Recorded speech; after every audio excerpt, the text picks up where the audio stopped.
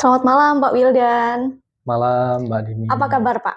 Alhamdulillah Sehat ya Pak? sehat, kabar Oke. baik. Gimana Mbak Dini, sehat? Alhamdulillah saya juga baik Pak. Alhamdulillah. Kelihatannya sekarang Bapak lagi lumayan sibuk ya Pak?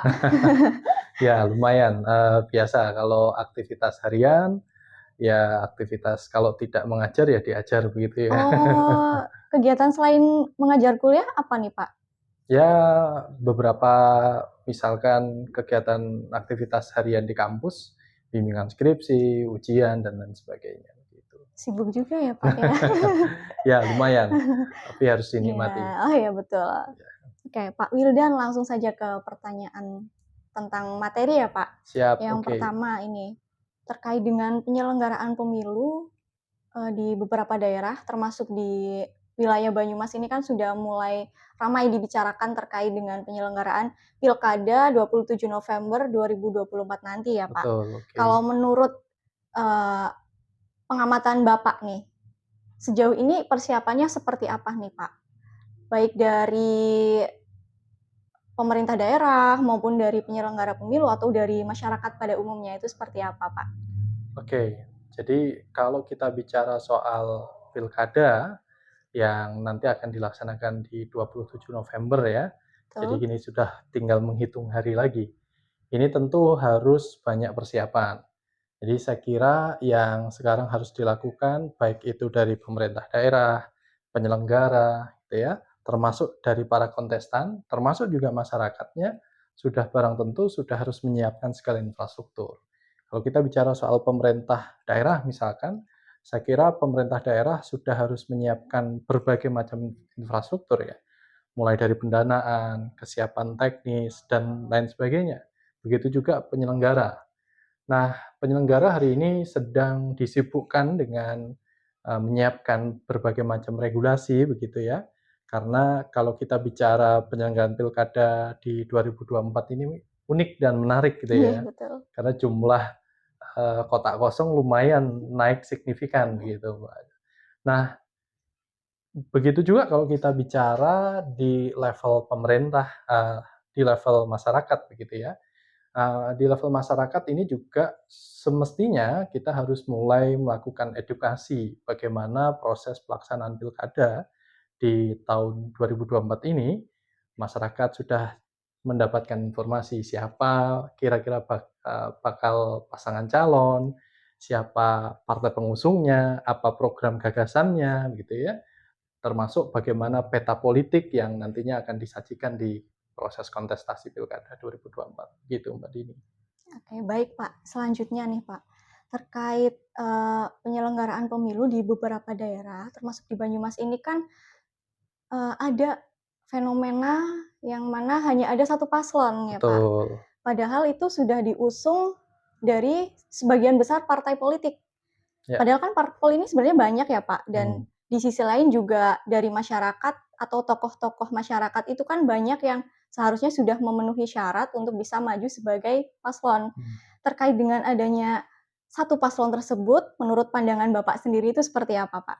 Ya, ini proses panjang ya kalau kita bicara soal pelaksanaan pemilu kada serentak di tahun 2024 ini. Terlebih kalau kita bicara fenomena kota kosong yang semakin menguat, sebagaimana tadi saya sampaikan.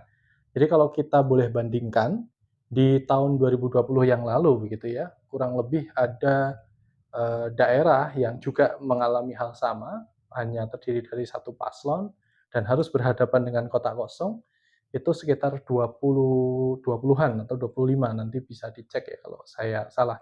Nah, hari ini kalau kita bicara pilkada serentak di tahun 2024, jumlahnya hampir bisa dipastikan 100% naik gitu ya, 2 kali lipat. Ada 40 lebih ya, ada 42 atau 43 daerah yang itu juga akan bernasib sama kira-kira kondisinya seperti di Banyumas kota kosong. Prosesnya panjang Mbak Dini saya kira karena satu, eee, pertama bahwa pasangan calon ini kan tidak bisa kalau kita bicara soal undang-undang pilkada begitu ya, soal regulasi. Nah, di undang-undang itu jelas dikatakan bahwa partai politik ya sebagai pengusung pasangan calon ini mempunyai posisi yang sangat strategis. Nah, di Undang-Undang Pilkada itu ditegaskan bahwa persyaratan mengajukan pasangan calon itu adalah 20% kursi di DPRD di masing-masing daerah, begitu ya. Nah, tetapi kalau atau di 25 surat suara total surat suara ya. Nah, kalau kita bicara soal hari ini, ternyata kan kemarin cukup rame ya. Kalau kita bicara flashback beberapa bulan yang lalu atau beberapa hari yang lalu, ada putusan Mahkamah Konstitusi itu. Putusan Mahkamah Konstitusi putusan 60 itu di tahun 2024 kemarin cukup memberikan efek kejut sesungguhnya. Jadi orang mungkin berharap bahwa dengan putusan MK 60 ini pasangan calon atau paslon kepala daerah akan jauh lebih bervariatif. Ternyata tidak juga. Nah, ini kenapa bisa sedemikian kuat begitu ya kalau kita bicara soal pasangan calon, ya sekali lagi ini soal bagaimana sistem politik bekerja di daerah. Nah, kalau kita kembali pada regulasi yang tadi saya sampaikan bahwa 20% kursi di parlemen ini kan cukup susah ya, karena begini, kita bicara bahwa proses pilkada 2024 ini tidak bisa terpisah dari proses pelaksanaan pemilu presiden di bulan Februari yang lalu.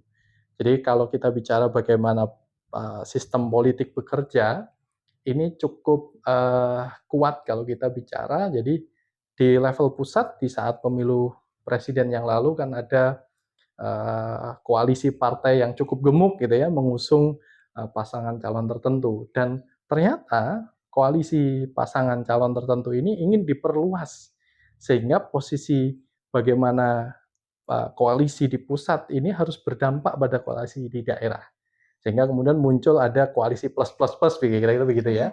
Nah, ini yang akhirnya menyebabkan ya di daerah sebelum keluarnya putusan Mahkamah Konstitusi itu menyebabkan daerah cukup solid, sehingga mereka partai-partai politik di daerah itu melakukan satu konsolidasi untuk memastikan bahwa ada satu gerakan yang kira-kira terkoordinir, kira-kira begitu ya. Bagaimana pusat ya sudah ditentukan pemenangnya, kemudian ada upaya bagaimana daerah ini juga sama sebangun dengan apa yang terjadi di pusat, gitu Mbak. Jadi kalau di pusat kemarin kita tahu dimenangkan oleh pasangan calon 02 begitu ya. Betul. Nah, ini kan pengennya ini juga berefek ke daerah.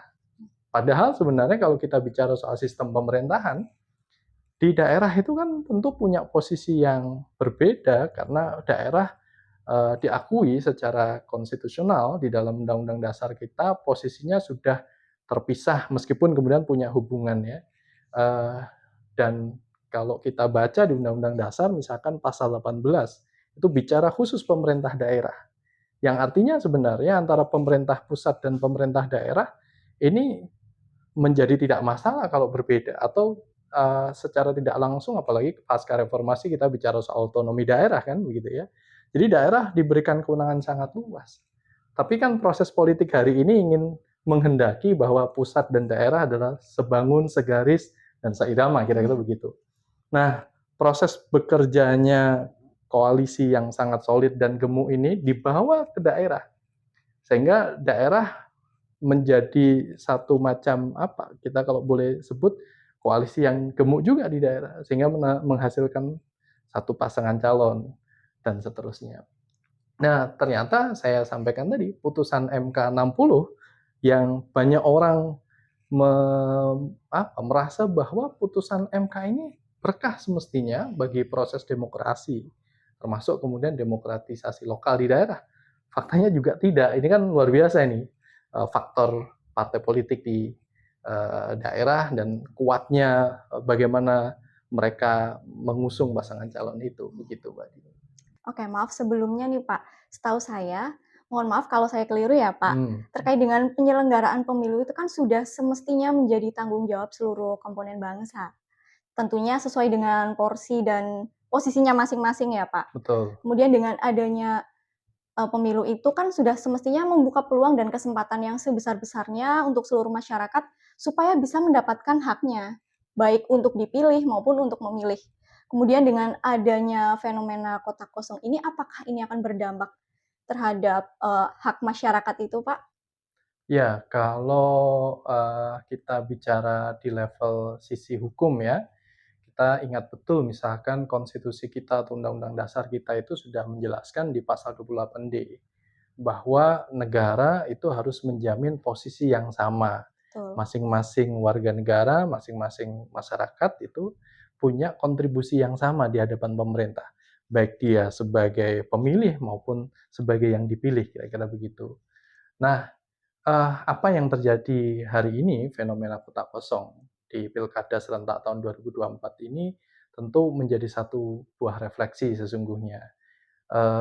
Kenapa kemudian pilkada kotak kosong ini semakin terus naik jumlahnya, bahkan terus meluas begitu ya kalau dibandingkan di tahun-tahun sebelumnya. Nah ini tentu, menjadi, tanggung jawab kita bersama. Nah persoalannya adalah siapa yang sebenarnya harus bertanggung jawab gitu. Nah, kalau kita bicara soal demokrasi, Mbak Dini, jadi kalau kita kembali lagi proses elektoral pelaksanaan pilkada, itu aktornya banyak. Nah, salah satu aktor yang menentukan adalah aktor-aktor politik atau kalau kita boleh sebut ya partai politik. Karena tadi rumusannya adalah partai politik inilah yang punya kendali atau partai politik inilah yang sejatinya punya tugas untuk melahirkan kader-kader terbaiknya, ya, disajikan kepada masyarakat, disajikan kepada kita semua dengan visi terbaiknya, gitu ya, dengan program terbaiknya ditampilkan sehingga kemudian kita punya banyak pilihan sehingga proses kontestasi di dalam demokrasi itu terjadi. Kan tidak mungkin kalau kita bicara soal kontestasi demokrasi kok cuma satu Iya, betul gitu. sekali. Lawannya siapa kemudian kan begitu. Nah, tapi pada kenyataannya partai politik hari ini, eee, ada semacam, beberapa faktor yang cukup rumit saya kira. Satu, kalau kita bicara soal pelaksanaan, pilkada ya atau pemilihan kepala daerah, ini bagaimana soal, infrastrukturnya, bagaimana soal modalnya, bagaimana soal, kesiapan dan seterusnya.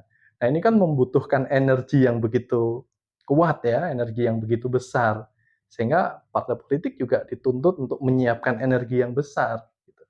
Nah, di saat yang sama ternyata posisi partai politik itu pada kenyataannya juga tidak, cukup kuat untuk punya energi yang sama tadi.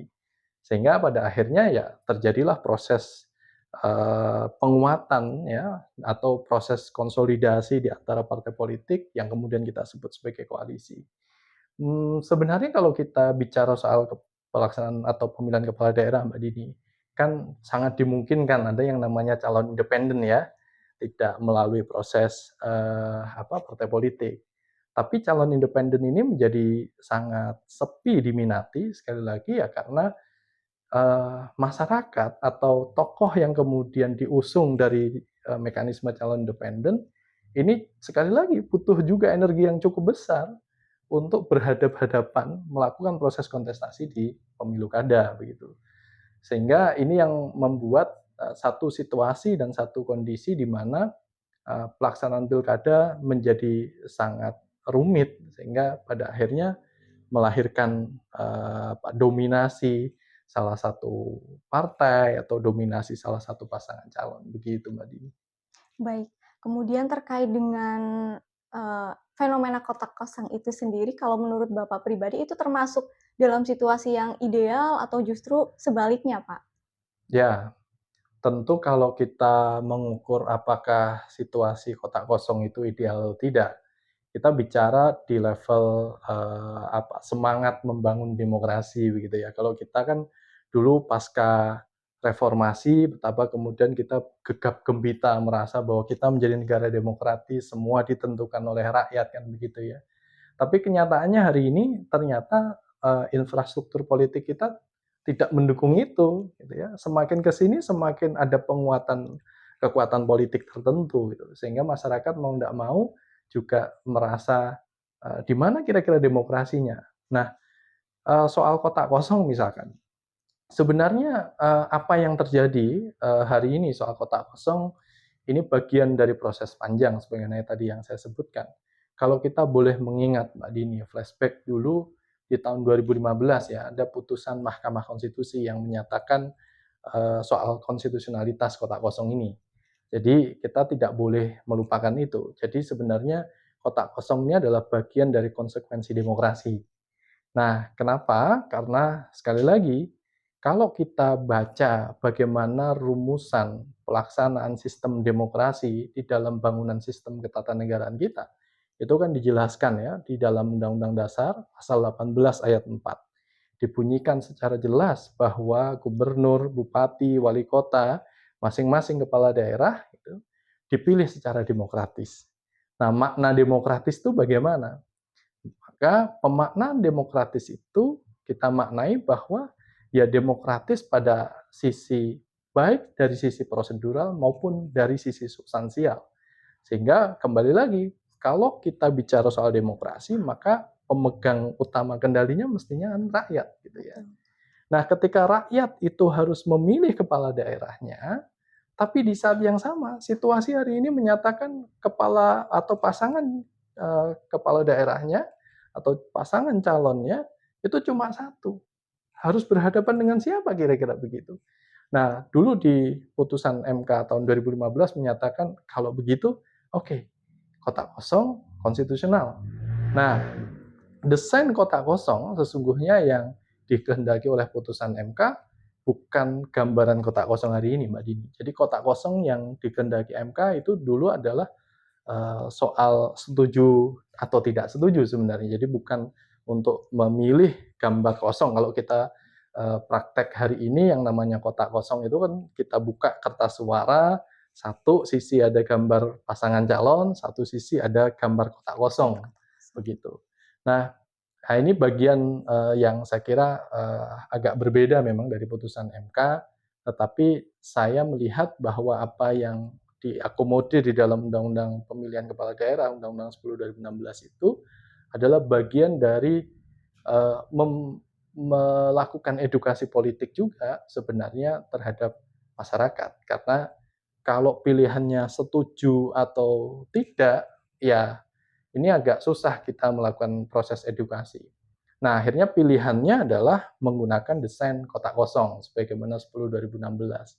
Nah, kalau bicara di Undang-Undang 10 2016 itu, jadi sebenarnya memilih kotak kosong atau memilih pasangan calon ini sesuatu yang legal, ya.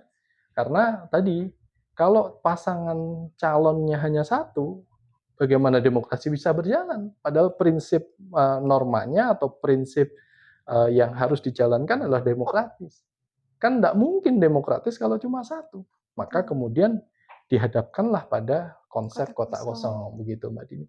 Nah, ketika memilih kotak kosong, ini juga harus dijamin, harus dipahami betul bahwa ini bagian dari pelaksanaan demokratis. Memilih kotak kosong atau memilih pasangan calon, dua-duanya legal. Bahkan kalau mau diruntut begitu ya, bagaimana regulasi KPU mengatur. Di dalam peraturan KPU sendiri secara tegas tuh mengatur Mbak Dini, khusus bagaimana situasi kalau pasangan calonnya hanya tunggal, hanya terdiri satu pasangan calon. Ya, kalau kita cek misalnya di peraturan KPU 20 tahun 2020 misalkan, di pasal 18 secara tegas menyatakan bahwa masyarakat tuh diberikan kebebasan, boleh memilih pasangan calon atau boleh memilih kotak kosong. Nah, ini kan bagian dari proses yang saya kira harus kita tekankan ya, karena kita tidak mau juga ya satu hal yang orang akan memahami, waduh kotak kosong atau misalkan memilih sebelah, memilih kotak kosong, ini dua-dua hal yang saya kira sama-sama legal dan sama-sama juga dilindungi oleh hukum begitu. Berarti dengan adanya kotak kosong ini sebenarnya sudah diatur dalam peraturan perundang-undangan itu sendiri ya Pak? Betul, ya. Dan jikalau ada masyarakat yang memilih kotak kosong itu tidak melanggar peraturan seperti itu ya Pak? Tidak, ya. Dan legal sekali lagi kan begitu. Kecuali begini, sebenarnya bukan hanya kotak kosong ya, fenomena hari ini terjadi. Kalau kita bicara dalam lanskap nasional yang jauh lebih luas, ada beberapa gerakan yang cukup unik kalau kita lihat dan itu berbeda dari apa yang terjadi di pilkada-pilkada sebelumnya. Ada kotak kosong, ada coblos semua, kira-kira begitu ya. Nah, jadi kalau kita baca di dalam undang-undang pemilu ya, atau di dalam regulasi pelaksanaan pemilu, bahwa baik memilih pasangan calon atau memilih pasangan kotak kosong atau memilih tiga-tiganya, itu rumusannya sudah sangat tegas sebenarnya.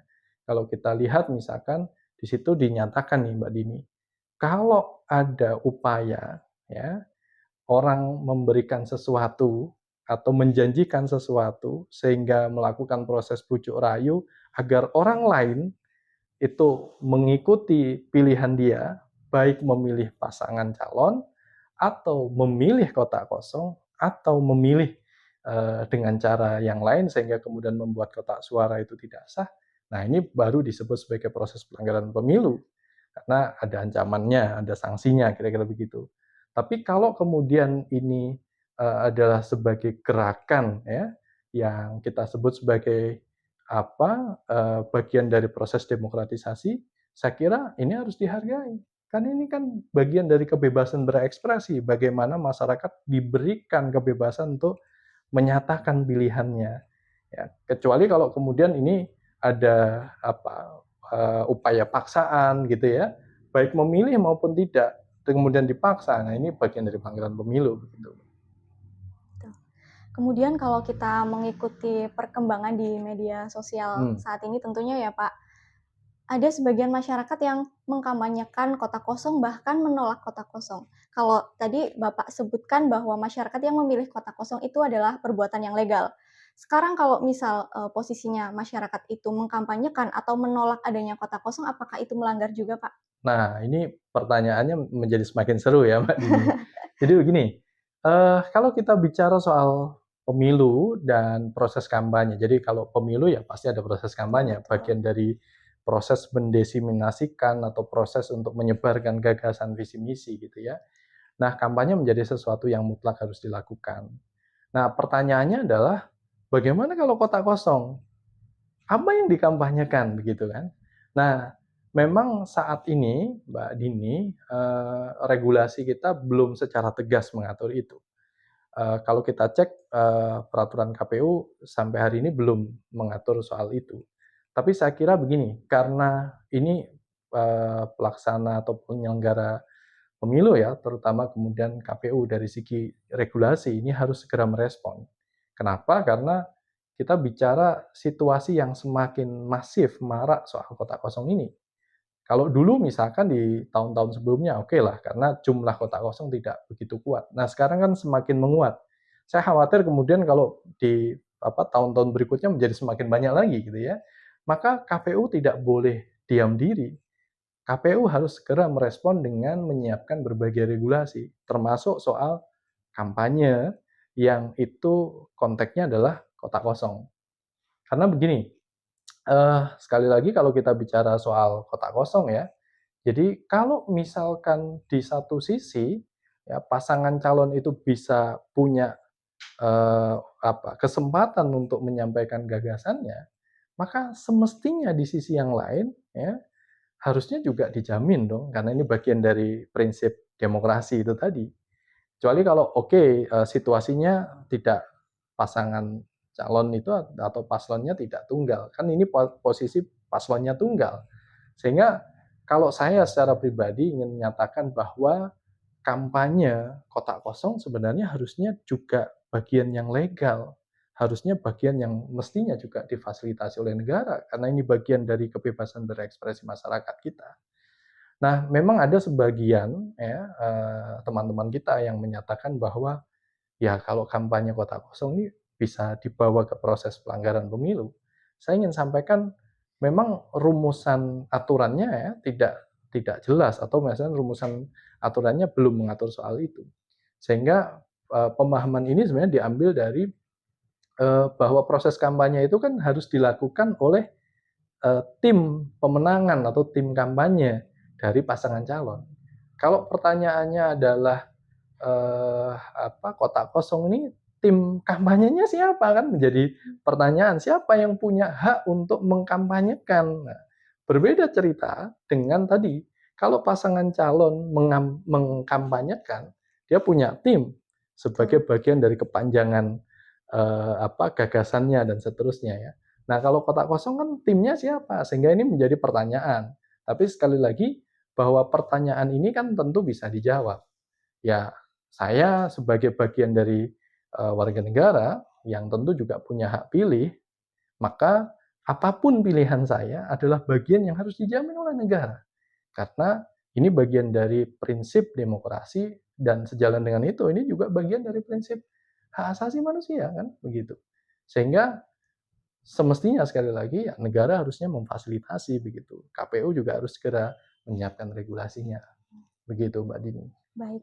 Kemudian selanjutnya ini Pak, kalau misal satu paslon yang menang itu nanti akan bagaimana, dan kemudian kalau yang menang itu adalah kotak kosong itu nanti akan bagaimana Pak? Oke, jadi ya kalau proses demokrasi, proses kontestasi pasti dihitung ya dengan jumlah akumulasi rekapitulasi suara yang masuk. Kalau proses hasil rekapitulasi menunjukkan bahwa suara itu mayoritas pada pasangan calon, maka pasangan calon bisa ditetapkan sebagai pemenang, dan itu sebabnya bisa kemudian dilantik sebagai kepala daerah. Dan itu saya kira sesuatu yang normal, orang akan menerima ya, karena proses pemenangan. Tapi sebaliknya, bagaimana kalau kemudian kotak kosong yang menang gitu ya? Nah, kalau kotak kosong yang menang, maka ada konsekuensinya. Apa konsekuensinya? Kalau kotak kosong yang menang, artinya kan sebenarnya masyarakat itu tidak menerima atau tidak mau begitu ya, dipimpin oleh pasangan calon yang sebenarnya menjadi pasangan calon tunggal itu. Sehingga rakyat memilih dan menetapkan kotak kosong. Nah, ketika kotak kosong menang, apa konsekuensinya? Ya, pelaksanaan pemungutan suara harus diulang. Dan proses pengulangannya Mbak Dini, itu tidak hanya proses pemungutan suaranya, tapi proses dari awal. Mulai dari pendaftaran, ya, kemudian mulai dari penetapan, mulai proses kampanye, dan seterusnya. Memang diulang dari awal, begitu. Dan ini sekali lagi, sampai detik ini, KPU juga belum menetapkan kapan kira-kira jika kotak kosong ini menang, dilaksanakan proses pemungutan suara dan proses pilkada ulangnya kapan gitu. Nah, yang menarik Mbak Dini, saya kira ada hal yang menarik kalau kita bicara soal kalau diulang begitu ya. Nah, saya memposisikan proses demokratisasi itu harus berjalan sebagaimana mestinya. Salah satu misalkan ada teman-teman itu menyampaikan gagasan yang saya kira menarik dan tepat ya. Kalau ada pasangan calon, gitu ya, itu sudah terbukti kalah melawan kotak kosong, maka di proses pelaksanaan pemilu ulang, maka pasangan calon yang awalnya tadi sudah kalah, dilarang untuk maju lagi. Karena ini bagian dari proses demokratisasi yang tentu saya kira kan pertanyaannya menjadi kalau sudah terbukti kalah ngapain sih harus maju lagi, kan begitu ya. Nah, itu yang saya kira KPU juga harus segera merespon itu gitu ya. Karena sekali lagi kita masih belum bisa membaca situasi dan kondisinya, karena memang regulasi KPU belum sangat detail untuk mengatur soal itu. Begitu Mbak Dini. Kemudian dengan adanya situasi paslon tunggal dan kotak kosong ini kan tentunya untuk sebagian besar masyarakat itu dibingungkan dengan situasi seperti itu, Pak. Kemudian apa yang sebaiknya masyarakat lakukan dalam menghadapi situasi seperti ini kalau menurut pandangan Bapak? Ya, jadi kembali lagi kuncinya semua kendali ada di masyarakat Masyarakat. ya, karena masyarakatlah sebagai panglima dalam proses pelaksanaan pemilihan kepala daerah. Maka apa yang harus dilakukan oleh masyarakat? Saya kira satu, masyarakat harus sadar bahwa posisi pelaksanaan pemungutan suara atau pelaksanaan pilkada ini posisinya penting. Karena begini, jangan sampai kemudian sikap dari masyarakat itu sehingga hopeless ya atau pesimis. Rasanya pasangan calon kok cuma tunggal, kemudian yang satu kotak kosong, mending tidak memilih gitu ya. Nah, ini harus diedukasi dengan baik. Karena bahwa masyarakat harus disadarkan betul posisi masyarakat itu penting. Karena lewat masyarakatlah yang akan menentukan nasib daerah ini 5 tahun ke depan. Nasib bagaimana Banyumas ini dan berbagai daerah yang lain 5 tahun mendatang kan begitu. Itu yang pertama. Maka karena masyarakat diposisikan paling penting, maka masyarakat mau tidak mau harus memahami dan mulai sadar apa gagasan yang ditawarkan oleh pasangan calon gitu ya. Apa programnya, apa misinya, kira-kira apakah misi dan program itu membawa dampak perubahan yang signifikan terhadap kemajuan daerah atau tidak. Apalagi kalau kita bicara soal hari ini ya, pelaksanaan pembangunan daerah itu masih punya PR nih di beberapa daerah begitu, Mbak Dini. Jadi masyarakat harus sadar soal itu, visi, misi, program kerja, tawaran dan seterusnya.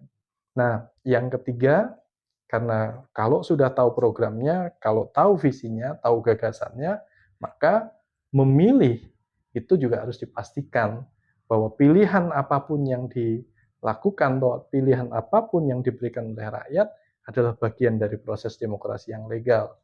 Baik memilih yang pasangan calon, baik memilih kotak kosong, atau memilih apapun situasinya, selama itu bagian dari ekspresi warga negara, tentu itu harus dijamin. Ini juga harus disadarkan kepada masyarakat kita. Gitu Mbak Dini.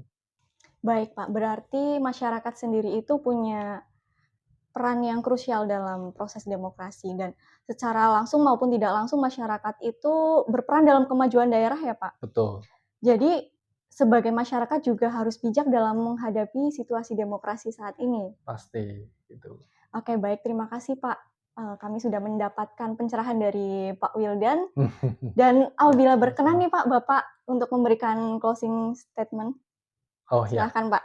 Oke, terima kasih Mbak Dini. Jadi sebagaimana tadi yang kita diskusikan bahwa Pilkada serentak 2024 yang nantinya akan diselenggarakan di tanggal 27 November, ini sudah menghitung hari, prosesnya sudah dekat, maka proses persiapan itu juga harus dipastikan berjalan dengan baik. Baik dari segi penyelenggara, baik dari segi kontestan, terutama kemudian masyarakat. Nah, maka kembali lagi bahwa masyarakat harus tahu posisinya yang sangat penting itu, sehingga bahwa apapun yang dipilih oleh masyarakat adalah bagian dari implementasi membangun daerah. Masyarakat tidak hanya memilih, tetapi sebenarnya masyarakat sedang proses melakukan jihad politik, melakukan sebuah proses perjuangan politik, karena melalui suara dari masyarakat, daerah, termasuk Banyumas, ini akan ditentukan.